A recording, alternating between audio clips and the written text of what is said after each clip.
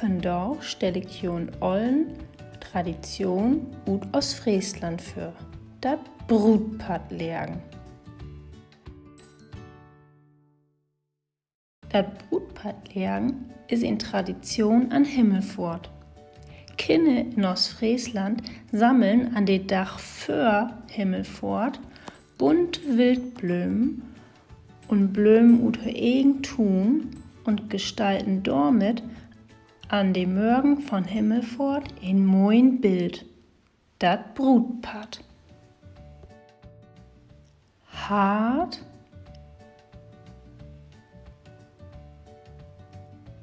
Kreuz und Anker sind Motiven, die vorgenommen wurden. Aber auch Fantasiebilder mit Windmühlen auf Skippen sind dabei.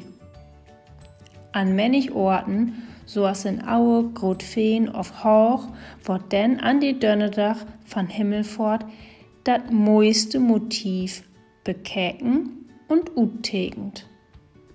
Nu will ich ju aber natürlich auch noch vertellen, wo man sömst so ein Brutpad vorbereiten und lernen kann. All wat je dort bruken sind Blumen, ein bisschen Moos, ein bisschen Sand und voll Fantasie.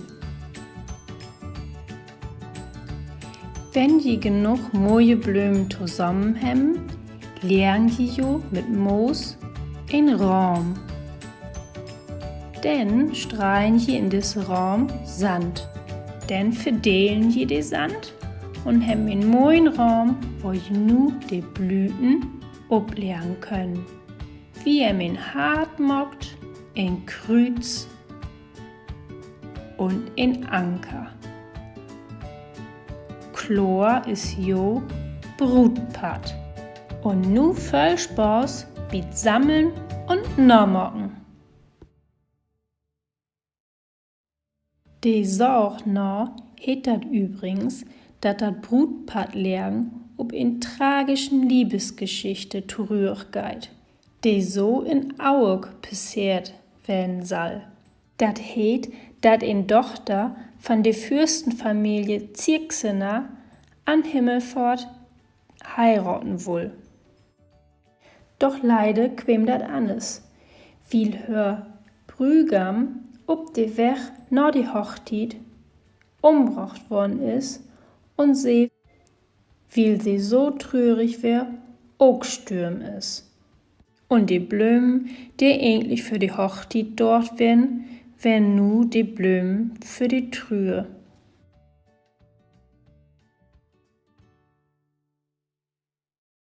Wer dat all nochmal nachlesen will und wer noch mehr über Moden und Manieren in Ostfriesland gut finden will, der holt sich am besten das gliednormige Buch von der Ostfrieske Landschap.